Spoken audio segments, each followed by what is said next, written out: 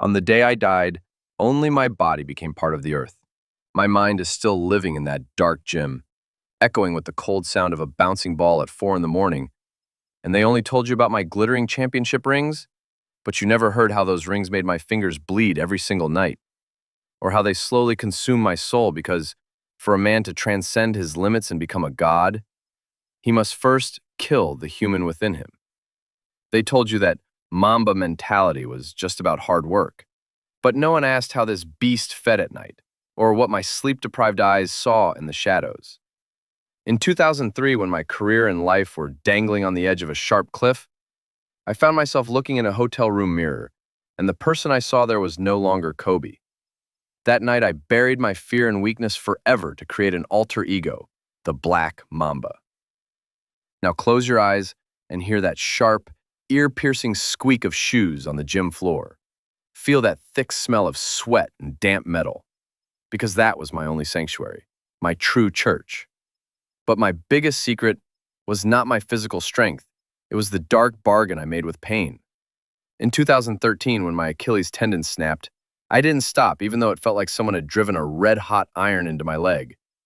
I took 2 free throws with that torn tendon because the swish of the ball through the net was more sacred to me than anything in life. In that endless tunnel leading to the locker room, while the voice inside me screamed, "It's over!" I went home and sat alone in the dark, planning the next battle with that metallic taste of victory in my mouth. You always thought I was invincible, an unshakable rock.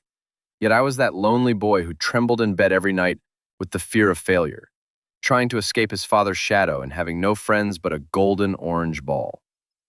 Now ask yourself honestly, would you wake up to that freezing darkness every morning at 4 a.m. to dance with your own pain at the cost of taking on the whole world? Or would you sink into the drugging warmth of comfort? When I scored 60 points in my final game, everyone thought it was a miracle.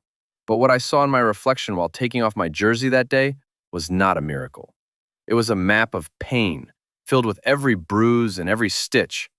And at the end of that map, I was hiding that one final big decision I never told anyone, not even those closest to me. Do you know what that last sentence I scribbled in my journal just hours before boarding that helicopter was? Legends don't actually die. They just change shape. And when the time comes, we will open this darkest page of the archive together.